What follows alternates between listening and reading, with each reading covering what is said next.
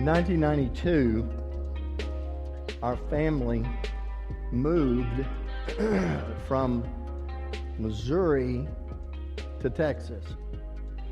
I was pastor at First Baptist Church in Winfield, Missouri, and then got called to the First Baptist Church of Whitesboro, Texas. So we loaded everything up, and we got in the car, packed the car.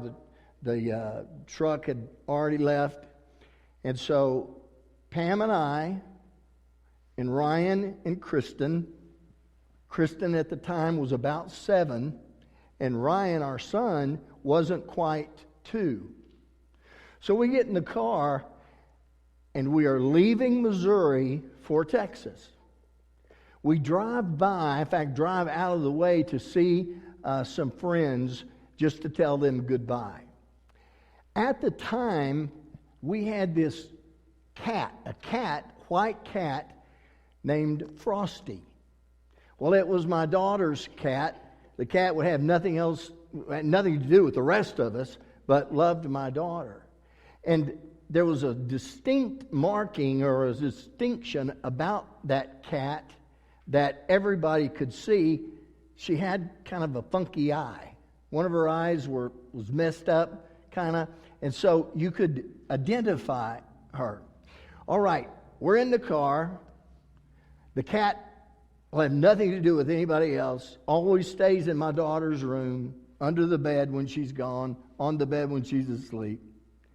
We open the door to say goodbye to these friends, and we're not coming back. And the cat jumps out of the car,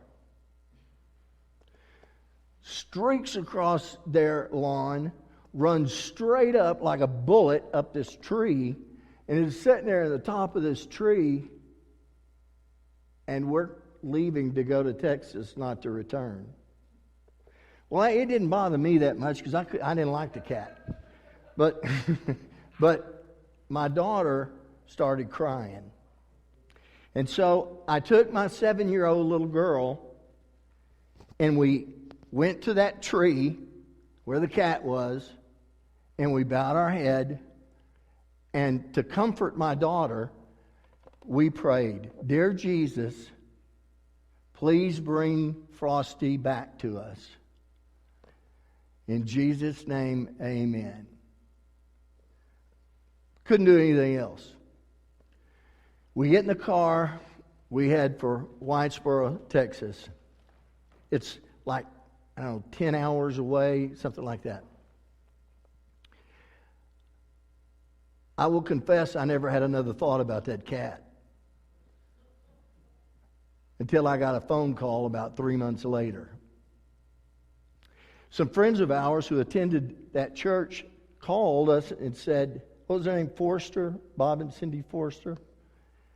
Called and said, "You're not going to believe this. We found your cat. Got the funky eye."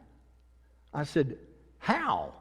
And he said, "We were coming out of church this morning, and the cat was right in or under a bush right by the church door."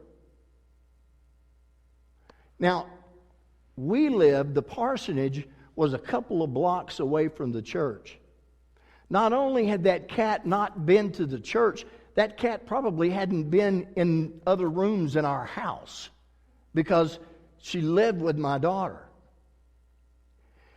And to further complicate this story, where the cat ran up the tree was about 10 miles, 8 to 10 miles away from the church. That it was halfway to another town. That's where our friends lived. And so, how that cat traversed those 8 to 10 miles and wound up right by the church door where we pastored, right by that church door, so that when people came out, they had to see her. And so they called and said, "We found your cat." "Oh." We'll be bringing her back to you. We're coming next week. And they did. And I absolutely could not believe that happened. I mean, my prayer was not really sincere, you know. I really don't want this cat back, but my daughter's crying, so. And that cat lived with us for the rest of her life. That's something that my daughter has never forgotten. How God answered the prayer of a little 7-year-old's heart. What that taught me was God pays attention to simple prayers. God pays attention to spontaneous, instant need prayers. In John chapter 2,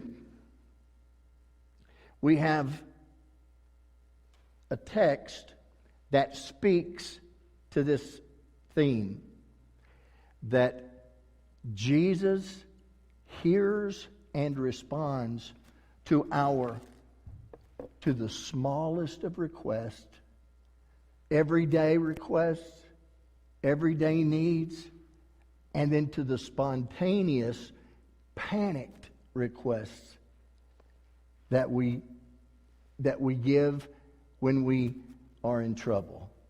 Let me tell you the story. John 2, 1 through 11. I'll read it from the New King James.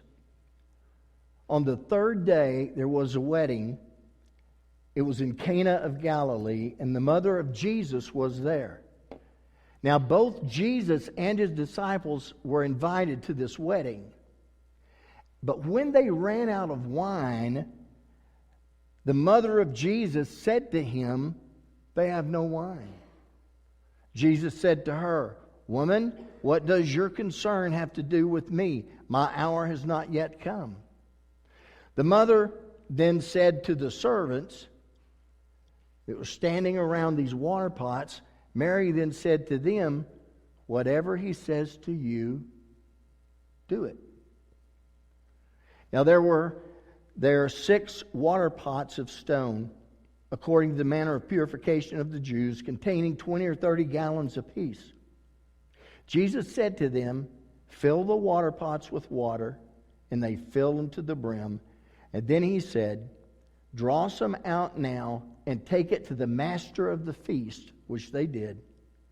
And when the master of the feast had tasted the water that was made wine, and did not know where it came from, but the servants who had drawn the water knew, the master of the feast then called the bridegroom, and he said to him, "Every man at the beginning sets out the good wine, and when the guests are well drunk, or have well drunk,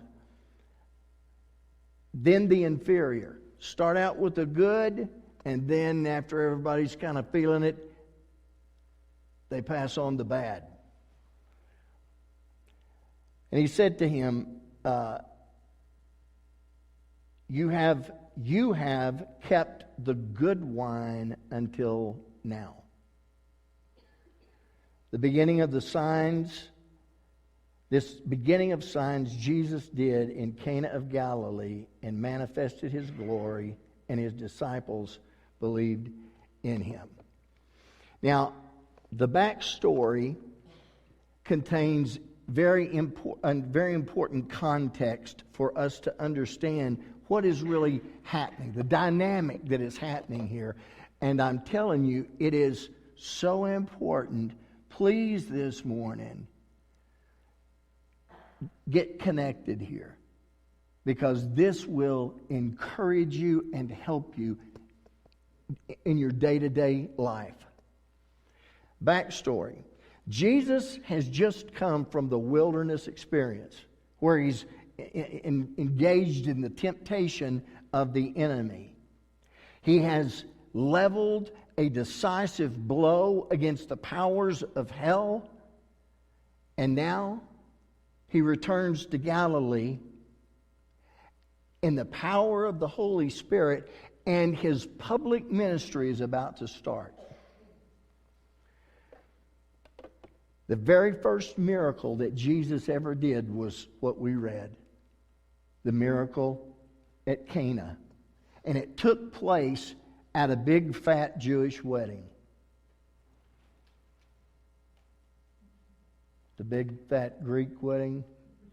Okay. You know, I need to start doing, when I have to explain what I'm thinking, and kind of goes away. We're not told too much about the wedding itself. We're not even told who they were or what relationship that Mary or Jesus or any of them had with the bride and bridegroom. All we know is that Jesus and his disciples, along with his mother Mary, had been invited to this feast, this wedding feast. And believe me, feast it was. Back then, they didn't just do the wedding and then have a sit-down meal for all the attenders. These were at least a 3-day affair. I mean, big party hardy at these weddings. And so it wasn't that unusual, although embarrassing, to run out of wine in this 3-day party hardy. And that, of course, is what happened in this situation. Mary comes to her son. Son, they're out of wine. For the remainder of the time, I want us to investigate this story of Jesus from this simple outline. First of all, we're going to look at the request that was made from Mary. Secondly, the response given, or actually plural, responses given, and then the reality that was witnessed. Now, we begin in this, in the dynamic of this scenario, we begin with the question of Mary, or actually the statement that Mary makes at this party. We're not told if, like, Mary was a hostess, or again exactly how she was connected to this family, but obviously it bothered her that they had run out of wine. It was an embarrassment that apparently Mary kind of felt or carried for the bride and bridegroom and their family, and she didn't know what else to do. And so Mary goes to her son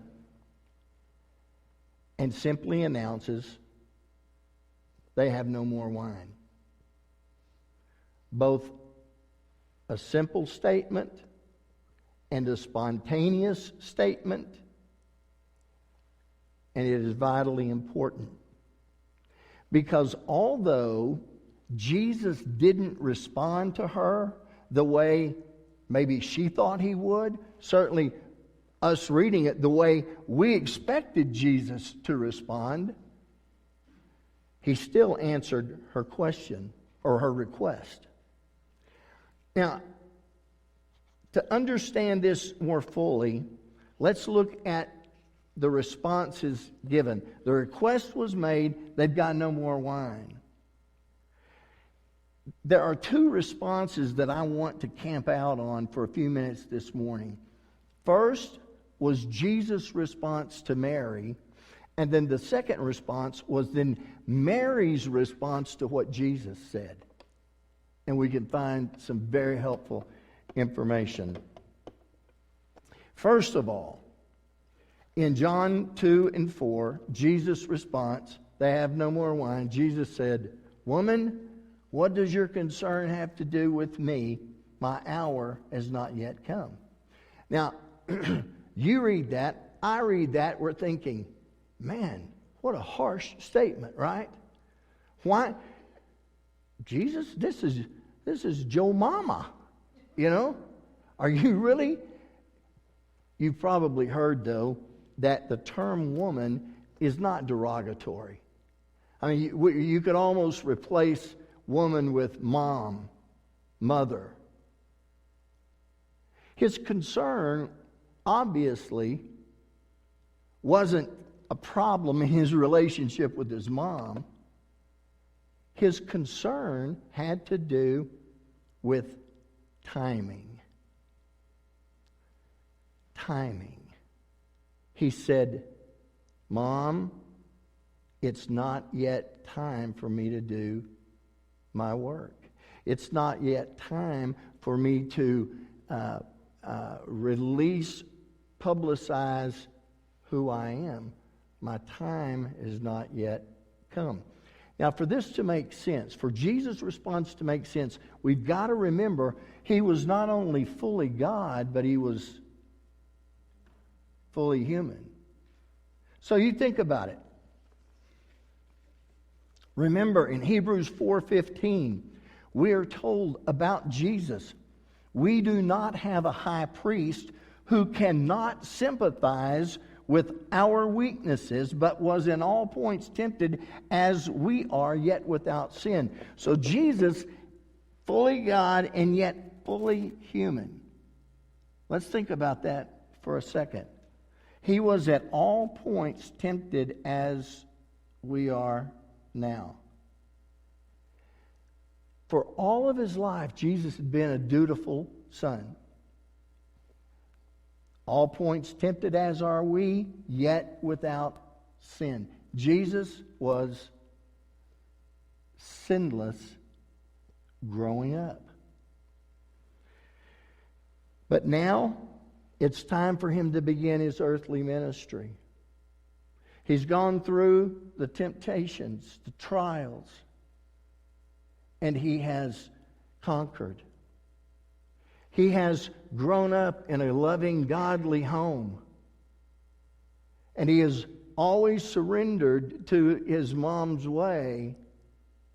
But now, it's his time. Now, his public ministry is about to begin. He's gained a small troop of disciples who, with him, are going to change the world. However, at this wedding, Jesus finds himself in a predicament. His mom says, "Son, they have no wine." And Jesus is like, "Man, this isn't a part of the plan. This isn't what I have in mind. This is not exactly what the Father has spoken to me. My time has not yet come." He doesn't know what to do. Do I honor my mom in this request? Because my time has not yet come. Jesus, of course, ends up telling the servant standing by the water pots to fill them with water and then to ladle out that and to serve it to the master of ceremonies. And the master of ceremonies then makes the statement, every man at the beginning sets out the good wine, and when the guests are well drunk, then the inferior. But not you. You've saved the very best wine for last. So in the midst of this predicament, where Jesus, do I honor my mother? Do I keep with my schedule and plan? We find that Jesus indeed did answer her prayer. A simple, spontaneous request, even outside of the plan and purpose that Jesus had. He was touched by his mother's heart. And he answered her prayer. Jesus said, "Mom, my time's not yet come." Well, then Mary responded back to Jesus, or Mary responded to what Jesus said to her this way. She turns to the the servants standing by the water pots, and she says to them, "Do whatever he tells you to do." Now hang with me here, because I don't think there could have been a better response from Mary. I think this was the perfect response. In fact, I think we should model our mindset after what Mary said. Whatever he says to you, do. Mary's attitude was something like this. Okay, son, I get it. I'm not pressuring you to do this. I know that you will do what you know to do. I just wanted you to know that a problem has arisen. I just wanted you to know that this situation has occurred with people that I, as your mom, care about. But I know you, and I know your calling, I know who you are, and I know what you are. And so Mary turns away from Jesus and just tells the servants, just do whatever he tells you to do.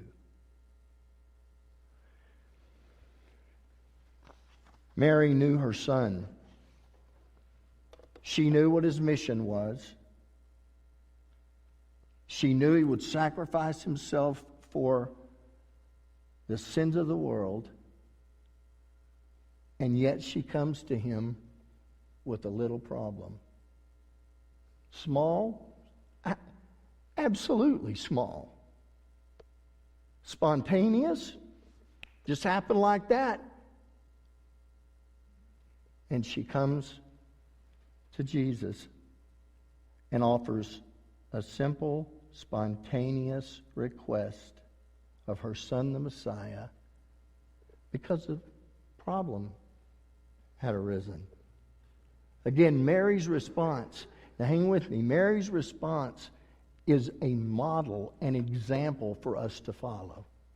When we have these small, spontaneous requests that we make to Jesus, sometimes we don't. Sometimes we feel like the issues that we face are too small, that God doesn't care about that, or that he's too involved with other things, and just the simple problems. Spontaneous things that occur and even cause us some panic and fear and worry. Small, simple, spontaneous prayers made to Jesus. Mary is our example, and here's why. Mary didn't demand that her son do what she said. She wasn't fearful or worried.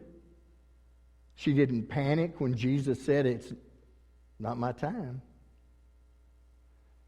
She just turned to the servants and said, "Whatever he decides to do, you do it."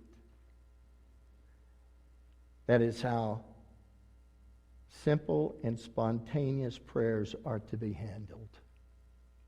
Jesus, I know this may not be a big deal,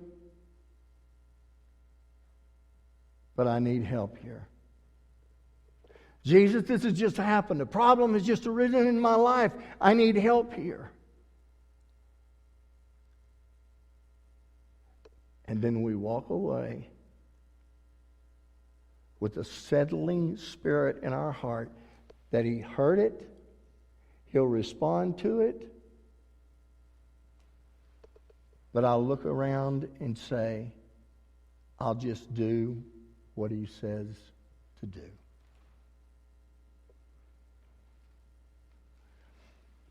That's how these prayers are handled. I'll leave it to you and do what he says to do. We can do that, but sometimes we're like the businessman who is late for a meeting at work, and he's driving around the parking lot at his office trying to find a parking space, and he's getting panicked. He's late, and he can't find any space available, and so he gets so upset that he starts to pray. And he says, God, if you will provide me a parking space, then I promise I will go to church every Sunday. I promise even I'll stop drinking and go to church every Sunday. And as soon as he offered up that prayer, he turned and saw an open parking space. And so he said, never mind, I found one.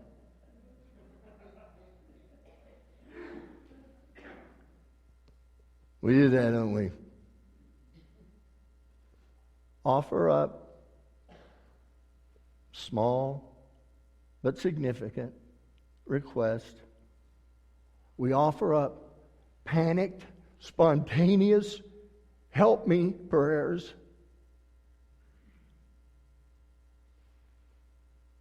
But then we walk away like Mary did in the trust and assurance that He's going to do the holy thing. But my request, He sees my heart. He hears my words. And as He was moved by His mom, He is often moved by us to meet that need, or in His sovereign holiness, He holds back because it's not time. And in His time, He accomplishes His truth and goal in us. The message of the miracle of Cana is that Jesus hears the simple, spontaneous request. When something goes wrong in our life, or when fear and panic start to take over. And Mary shows us that even if we don't get the response from Jesus we hoped, even if there isn't an instantaneous miracle or meeting of our needs, we can still trust Him because He's working all things to the good. So whatever it is that you may be facing this morning, whatever heaviness might be on your heart, be it a runaway cat for a 7-year-old little girl, or Mary's concern that the bridal party has run out of wine, whatever is on your heart, a million different things might be on your plate. But we take these simple and spontaneous requests to Jesus because, as Peter tells us, He cares about you.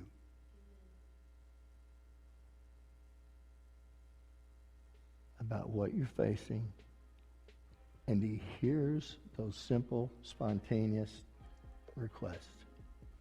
His part is to respond. He's God. Our part is to trust Him. Mary said, I don't know what He's going to do, but whatever He tells you to do it. And Mary left it in the hands of her Son. That's the avenue to peace. That's the way to get a settled heart. Bring these requests, spontaneous prayers. Know that He hears them, and that I can walk away in peace, trusting my Lord in my life.